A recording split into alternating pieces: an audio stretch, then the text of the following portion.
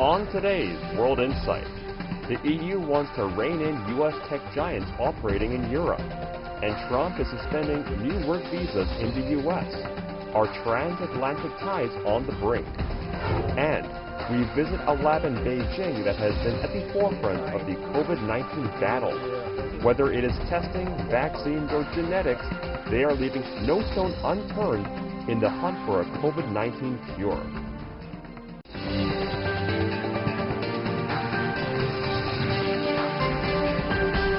Here is our host, Tian Wei. Hello and welcome to World Insight. I'm Tian Wei in Beijing. The U.S. is weighing new tariffs on $3.1 billion of exports from France, Germany, Spain, and the U.K. in another step that's likely to exacerbate transatlantic tensions. The move is related to Europe and the U.S. long-standing World Trade Organization aircraft subsidy fight. Meanwhile, the EU is continuing to push for a global digital tax on technology companies such as Google, Facebook, and Amazon. Despite the U.S. pulling out of the negotiation last week, so why have both sides ignited more uncertainties on top of the already suffering COVID-19 crisis? Earlier, I sat down with experts in the field. Let's hear their views.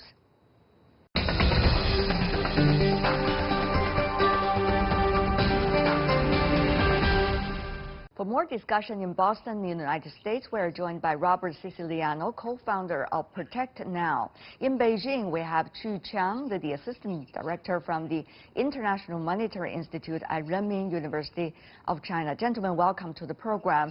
Let me begin by asking you, Mr. Siciliano, what do you make of this prolonged battle between Washington and Brussels in terms of having taxes on new tech companies from the U.S.?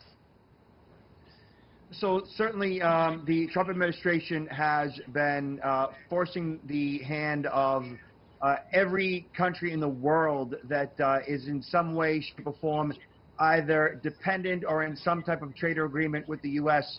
And as long as Donald Trump is the president, he is not going to stop until he gets what he wants, and that's just the way he is.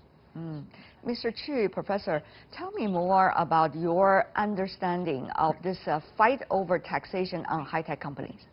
This kind of going back and forth has been going around for like in the past 20 years. That is because the productivities all over the world has been slowing down, which means we cannot make the cake bigger. But since we're still having a bigger budget and deficit to pay, and then I think everybody's trying for a bigger cake of their own. So we're seeing that American is posing huge tariffs on Europe-based banks like the Deutsche Bank, like the HSBC, you know, the English banks and also the German banks. Huge tariffs and the sanctions on them and, you know, the fines on them. But on the other hand, back to the Europe, they also put very heavy taxes on the tech giants and the digital giants. Europe doesn't have a tech giants like the Facebook and Twitters to help them, you know, to control the global market and have a dominant position in the global market. So that can be easily the target. And also, this is a very good way to balance what we call the pay checkbook. It's like you find my boy, and then I will put some sanction and fines on your boys. It's like that. Well, on the other hand, Professor Xu, as you may know, some of those companies could be registered in, let's just say, a very exotic place, as we know that is offshore, as they say, registering, and then they could escape taxes on both sides, whether it's in Europe or in the United States, meaning where the company was originally from, headquartered in, and also in the market where they are operating. So that's the argument coming from Europe. You have to understand this kind of a tax is more like more like a fine. So basically, well, your point is correct. A lot of these tech giants are registered in the tax haven like Cayman Island or Virgin Islands. Well, that's for sure.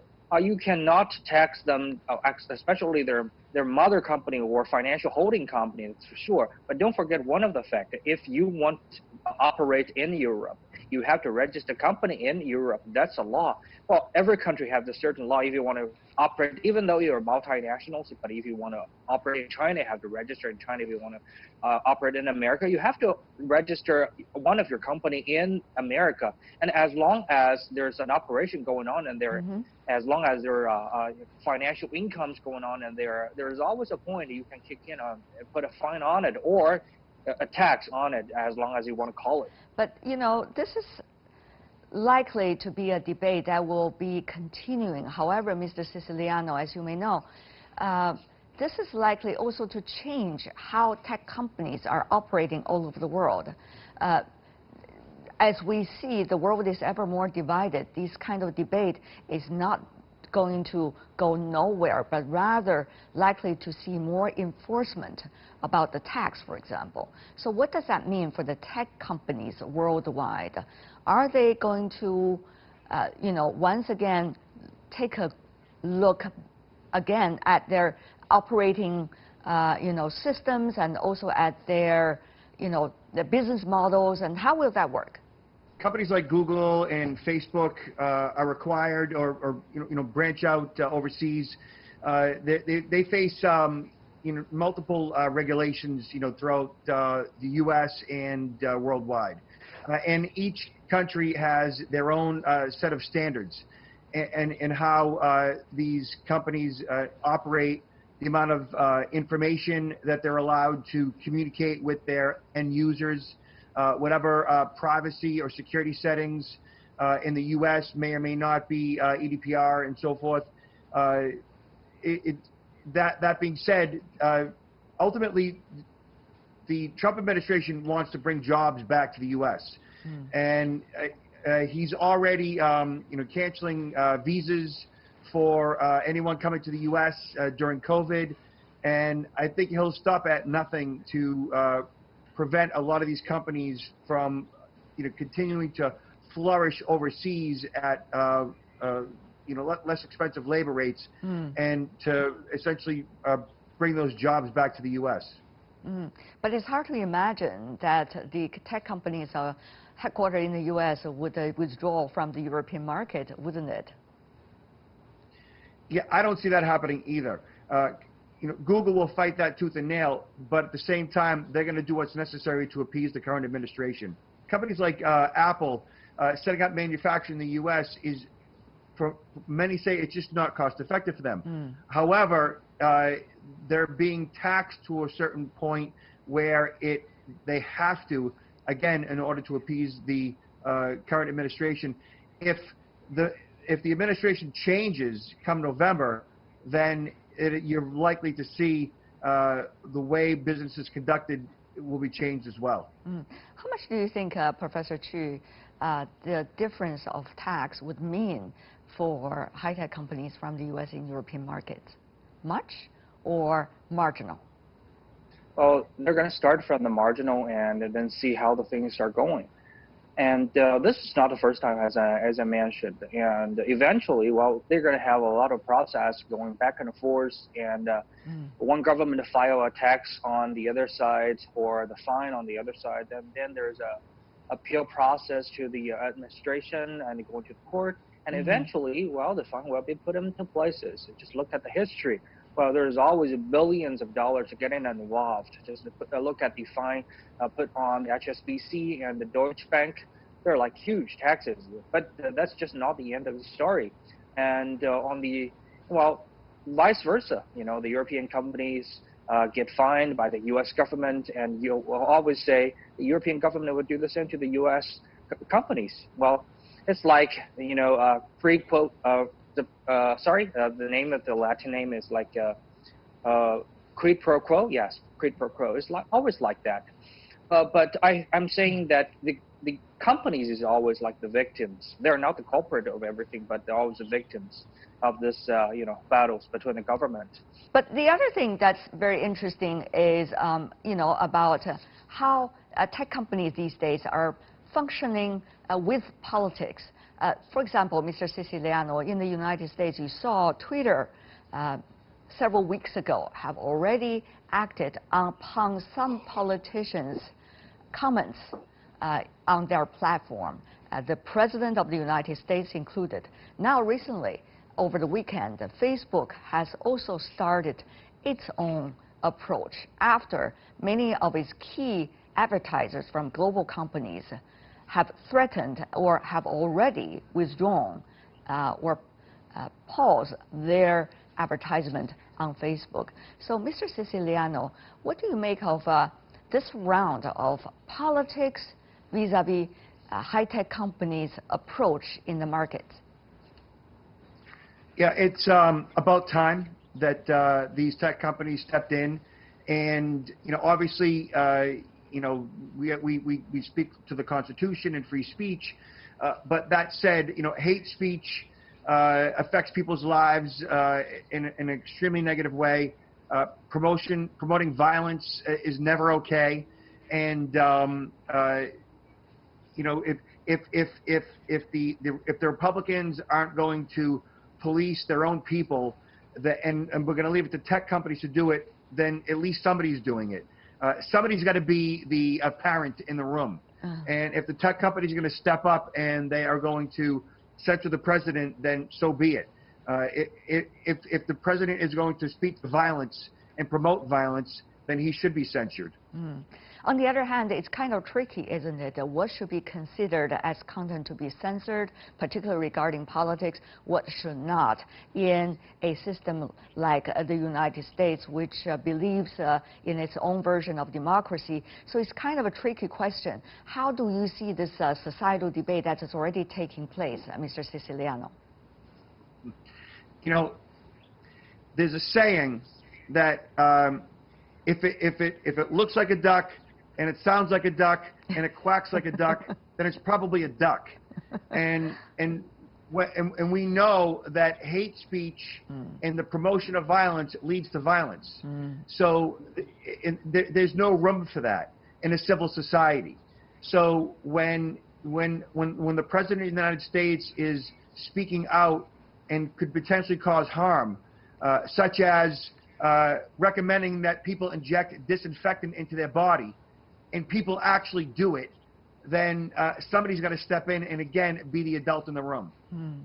Under these circumstances, how do global high-tech companies operate? I mean, this is the pressure, of course, now for the first top tier of high-tech companies like Google, like Facebook, like Twitter, but likely it's also going to extend to the other platforms, social platforms. They're going to need to, I think, step it up even further with everything that's happening in the U.S. right now, and the amount of chaos and disinformation and misinformation leading up to the election, and manipulations of the election, and millions of bots being deployed throughout Twitter and Facebook and LinkedIn, designed to infect and inflate the conversation. Disinformation is an extremely difficult enemy to fight, and if these tech companies want to maintain civility within proper elections, then they need to step it up. You also see the politics, Mr. Xu, regarding the revenues of the tech companies. What does that mean for high-tech companies? Now, they have been debating and arguing their role only as a platform, not like a media organization, but now it seems that everybody is pointing to them and say, you better be responsible for the content that are on your platform. Tech companies that right now become real target. Why? Since we have the COVID-19, well, even before the COVID-19's outbreak, for a very long time, tech companies have been the only winners in the world market. As I mentioned, the traditional productivity has stopped growing. The only thing that grows is the tech and digital industry, because they don't have a marginal cost. It's like you make a copy of the software or app, and that probably cost you $100,000.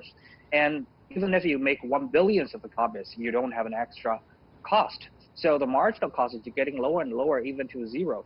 If you look at what we call the high-tech indexes in the U.S. market, you will find out the high-tech index is the only one growing across the period, especially during the COVID-19 period of time, when the Dow Jones index is basically flattened, but the Nasdaq is still going on, especially the FANG companies like the Facebook, Google, Alphabet, or something like that. So they're the only winner. So they become the target of the public opinion and the politics. People are thinking the Mark Zuckerberg is earning too much, Jack Ma is earning too much, while a lot of the mass majority of people are left in the what we call the shitholes of the economy. Their life is not getting better. But only the digital giants and the rich people. But Mr. Chu, so people, Mr. Chu, Professor, you sound like people are taking a revenge against high-tech companies by asking them to be responsible for the content on their platform. Yes, because they cannot criticize the free market, because the reach and distribution of the wealth are the result of the free market. That's like the orthodoxical things and the doctrines. They cannot just offend easily. So they have to find another reasonable reason, like you have to be responsible for the content, and so we won't put the advertisement on those Facebook or the Google advertisement or something. It's just showing a stance of yourself. I'm not sure whether Mr. Siciliano really agree with that. There seems to be a conspiracy theory according to Professor Chu. Do you agree? I'm not sure if the professor and I are far off. In the end, there needs to be some general regulation of what's okay and what's not okay to say. Certainly, ultimately what's most important is the truth. And then when the truth is bent in a way that affects the quality of people's lives in such a way that can do them harm, then that speech needs to be either regulated or essentially denied. And I think we're seeing, an uprising, with all the protests and the riots as a result of people being oppressed for 400 years. And just today, the president had retweeted a video of a white American screaming white power. And none of that is okay. And that is an embarrassment to anyone who is an American. His administration made him take that down. In other circumstances, if a social media platform takes it down, there shouldn't be anything wrong with that. Another thing I want to have both of your opinions on is about where it is heading for. Now, we see this wonderful opportunity, in fact, for high-tech companies worldwide at a time when we are facing crisis. People are quarantined at home, they need to work at home, and online shopping and online information, social media discussions are becoming extremely crucial. So how do you see, on the one hand, that these companies need to do some their own house cleaning? On the other hand, the gigantic business opportunities facing every one of them. Mr. Siciliano. So the U.S., obviously, like many other countries, is going to take a big hit in the commercial real estate sector. Many people are going to be working from home for the foreseeable future. And what's happening is the attack surface has greatly increased, which means that there are so many more devices via the work-at-home devices that criminals can go after. And that is already becoming a problem. Professor Chu, what's your thought? Well, I think this is a major game changer. The COVID-19 is going to change our lifestyle for good. Me, myself, are feeling it. I'm changing myself, too. Well, do you remember in 2003, we have a SARS pandemic, right, in China? And, well, this is a little bit of story. In 2003, we have a SARS pandemic in China, and a lot of cities have been locking down, like currently, not in that kind of scale, but also similar situation. And at that time, there was a company surviving, trying to keep their head above the water, and that company called Alibaba. And at that time, Alibaba company is a very small startup. It's trying to promote something we call online shopping. And a lot of people are saying that is just a hoax. That is just something we don't understand. Who is going to shop buy some food online? That's ridiculous. And who is going to buy clothes online? You cannot even try it on. It's never going to work. But 2003, SARS pandemic did them a great favor. A lot of people trying to stay at home and do shopping, they have to, and they're forced to do so. And since at that time, the e-shopping, the online shopping accounted for only 0.1% of the retailing business in China, and then boom, they become like 8% of the retailing business in China, and right now it's closing to 20% in this business. So everybody's getting so close to online shopping, online ordering, and everything you bought online. It's become a lifestyle. And just take that as an example, and let's just viewing into the future. You are going to see a lot of things going to be changed. Let me ask you one final question regarding the data security. Now, Mr. Siciliano, you mentioned briefly earlier in your answer, but still, one of the debate between Europe and the United States, particularly since both of them have similar political systems, is about the data security. Yeah, and and over the next 5 to 10 years, you're going to see that there's going to be a glut of information that is going to end up in it's going to be dispersed throughout the globe. But what about Europe and the U.S.? Both are allies, supposed to be, at least since the World War II. As much as Europe is allies with the U.S., there have been tensions for almost 4 years now that we have not seen in decades. And right now the EU is banning United States Americans from flying to the EU because of COVID. So relations are souring as a result of not just COVID, but how this administration is treating the globe and everybody in it. And so things are changing rapidly. But for now, thank you so much for sharing with us your thoughts. Qi Qiang, Robert Siciliano, all the best. Be well. Thank you. You're watching World Insight with me, Tian Wei. Still to come on our program. Science leads the way. We visit a lab in Beijing that has been at the forefront of COVID-19 battle, with scientists coming from all over the world joining it. Whether it is testing vaccines or genetics, they are leaving no stone unturned in the hunt for a COVID-19 cure.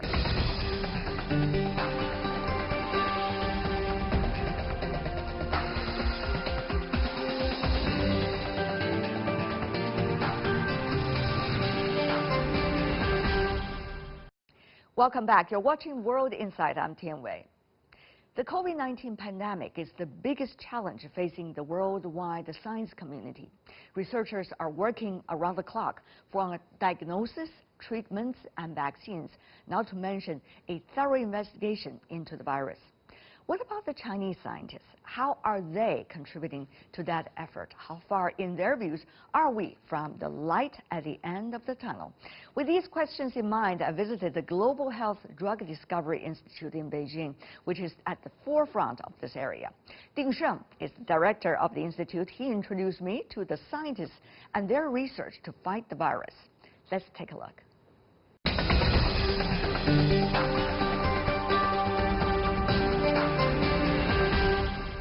Let me introduce Dr. Bai from our school. Dr. Bai, good to see you. I should say this, right? So what does he do? Yeah, Dr. Bai actually has been developing a portable mobile nucleic acid detecting diagnostic system. That's a long name.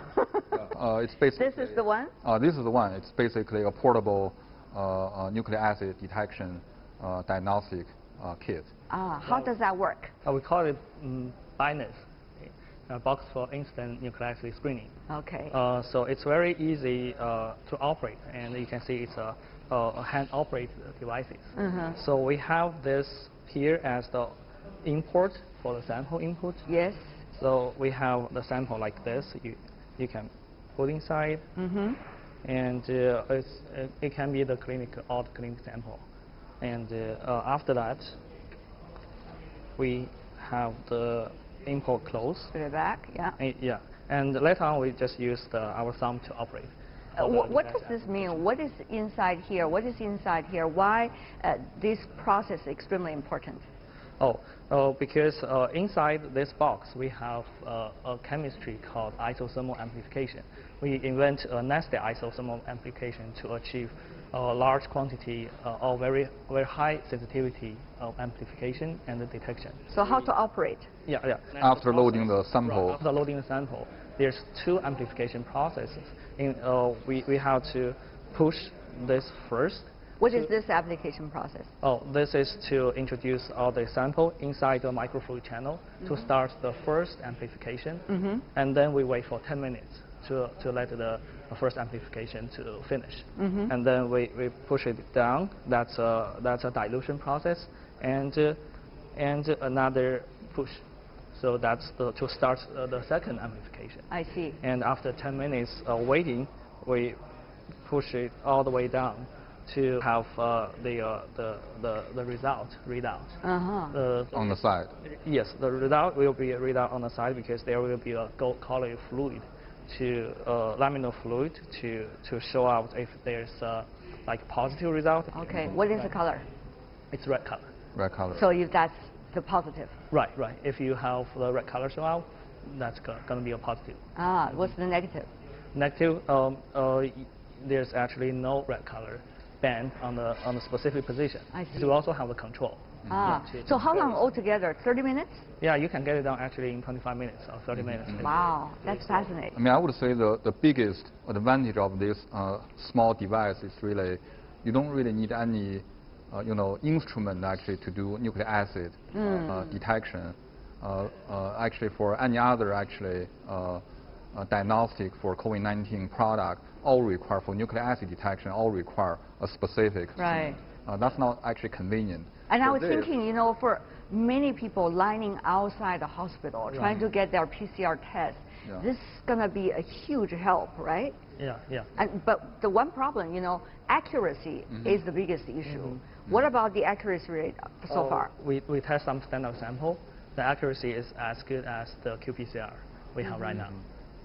So we think it's safe to tell if this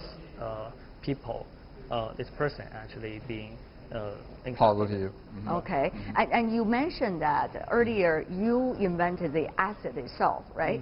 Why do you have to make the wheel? Because there are many others who already produce the acids for the tests. Because this specific specific application environment requires no specific machine and to support. Okay. And I think all the current assay on the market, they still need like a PCR, qPCR assay. All you probably need some sample pre-treatment machine sample preparation and also instrument actually to do nucleic acid detection. So this is perhaps the only device actually doesn't require any instrument and sample preparation. It's so convenient. From the clinic sample to the answer. Wow, that's really impressive. Right, we integrate everything inside this box. When is this going to be available? There will be people asking that question, I'm sure. Yeah. So because this is actually a new technology, and we are currently working very hard to produce in large quantity. Yeah. There's a lot of technical detail to make a manufacturing. From now till it is in my hand, meaning in the hands of the consumers, how long can we expect this process be? We hope to get it done in 2 or 3 months. Also, this is currently under review by the regulatory agency to really get this approved for personal use. I'm sure they ask you a lot of different questions regarding that. Like what? Like the convenience or the safety to be used in the open environment and across contamination. Right. All these questions are very, very important to the problem to be solved. Right. If we really want to get this one to work at home or in the airport and by the patient themselves. Right. I heard about the contamination of test kits in some countries, and that has been a huge problem. How can we, devices like this and many others, avoid that phenomenon? Oh, that's a good point. The contamination, actually, if you do it by yourself, there's no such thing, okay, your sample will contaminate other people. Because in our case, you directly input the sample taken from your mouth inside this box, and this box, after that, this box is a fully sealed system. I see. Unless you try to break it, like. For this, actually, the contamination, perhaps it's not a issue because this is actually one-time use. Exactly. So it's not an instrument. Actually, you have so many actually. Right. Process. Yeah. So there won't be the consideration of cross-contamination. That's a great point. And another thing is, how much do you think this would reduce the costs of the overall operation of, fluid acid tests all over the country? Now I know Beijing alone, since the spike in Beijing, 700,000 people being tested every day. That's a huge number, and it's still growing because everybody needs now a PCR test result, right? A certificate, right? So how much cost reduction do you think this could be?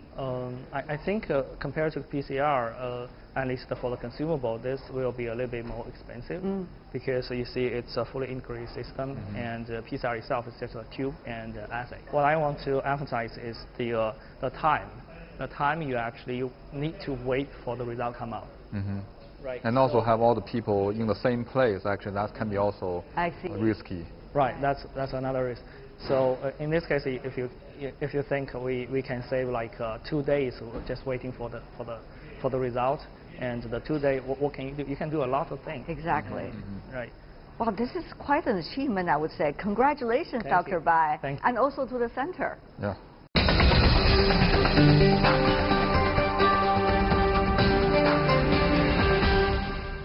We've been also doing antiviral drug discovery research. Let's see actually if we can find Dr. Tian actually in the TC culture room.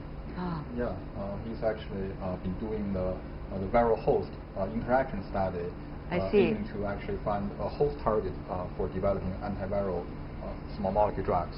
Can we go inside and say hi to him? Absolutely. Thank you so much. Yeah, let's get a lab coat. Okay, thanks.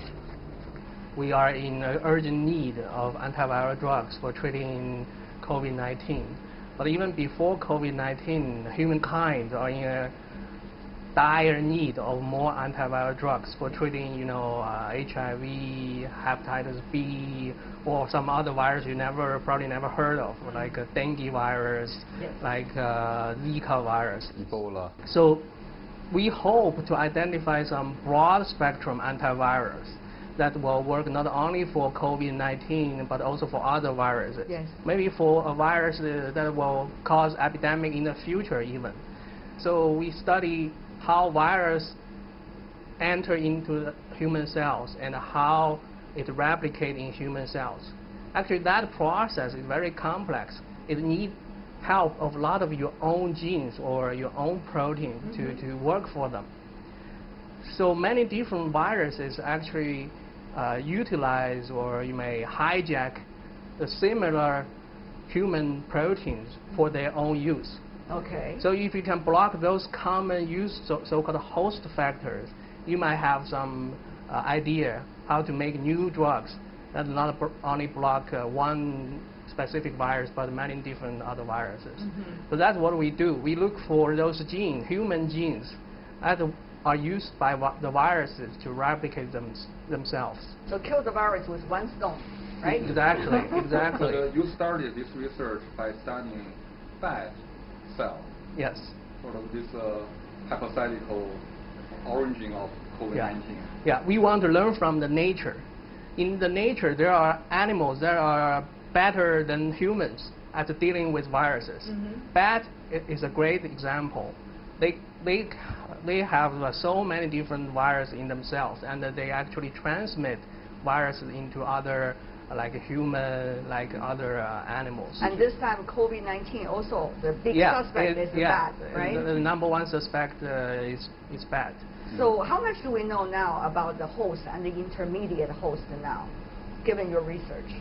Based on genomic studies, it's it's almost very certain that bat is the origin of these viruses. But for the intermediate host, there are many guesses right now. We are not sure. So what have you discovered about the bat? We want to know how bat can harbor or tolerate so many viruses without, having a respiratory disease in them, or even other symptoms in them. So they have figured out some magic ways to get away with the diseases, but still having virus in their body. We have many clues. It has been studied by our lab and other labs.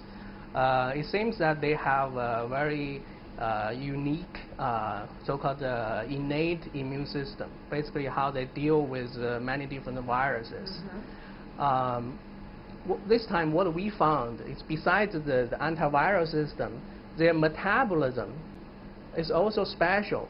You know, how they synthesize their nucleic acid or protein, the way they're building their own bodies is a little bit different from humans. One of the genes we find responsible for nucleic acid synthesis is actually expressed at a much lower level than humans. And that actually maybe contribute to a lower infection level by the viruses in bats. So how fast can we learn from the bat? We can use drugs to inhibit the human version of that gene, right? So that way we are mimicking the virus, how they're dealing with the bats. So basically you can use a small molecule drug to tone down the protein in your body. That has a much lower expression in bats. So this way you can actually suppress the viral replication at least we show in human cells. So this is how we get some idea. We can get some ideas to develop antiviral drugs by learning from nature, learning from other animals. In this case, learning from bats. This is fascinating, huh? Yeah, that's a good learning from bats. I guess learning curve. This is what we're talking about here. Yeah. It took us 6 years to develop the tools to study bat cells, because most people in the biomedical field, they don't study bats. So but this is the interesting thing. I mean, you bet on bat much earlier than most of the people and the researchers. How did that come into being? Since SARS. SARS is, as you know, is the origin of SARS virus. Yeah, the old SARS. I mean, so from them, people have biologists have already paid attention to bats to study them. But it's our lab who developed the first tool set that allow you to systematically check bats gene one at a time to answer the question, what's special about the bats that allow them to tolerate viruses? We check one gene at a time to fish out what are the key genes allowing them to deal with viruses. How many genes have we covered already? About 20,000 genes. Today we have similar number of genes as humans, but the genes have slightly different sequences or slightly different expression levels. But we still need to study. Many of the genes have human homologs, but they may function slightly differently, or their activity levels are slightly higher or lower. That's the special property we want to learn. Fascinating. Is there a special gene that you like the most? Yeah, the gene I just mentioned. Gene? Yeah, it has got a long name called MTHFD1. It's the gene encodes an enzyme that have 3 catalytic activities, and they're responsible for making nucleic acid, making your the DNA, RNA, the building blocks of your cells. But we found that you can slightly tone down this gene without hurting the cells so much. But you greatly using a small molecule drug. I see. Then you can suppress the viral replication without hurting the cells. I like it. So what is the latest on this small molecule drug? Yes. So is this the boss checking the work? Yeah. We're anxious to know the results. Yeah. Okay. So this drug was originally from it's a natural product, originally isolated from bacteria. That's another thing we learn from nature, right? And it's very difficult to mass produce. So we now team up with organic chemists to synthesize this drug in large quantity, so that we can test it in animal model. So for example, we have an animal model of COVID-19 infection. If you can cure COVID-19 in mice, or in non-human primates, or in monkeys, so that will help us to push this drug into clinical trials for eventually using for human one day, hopefully.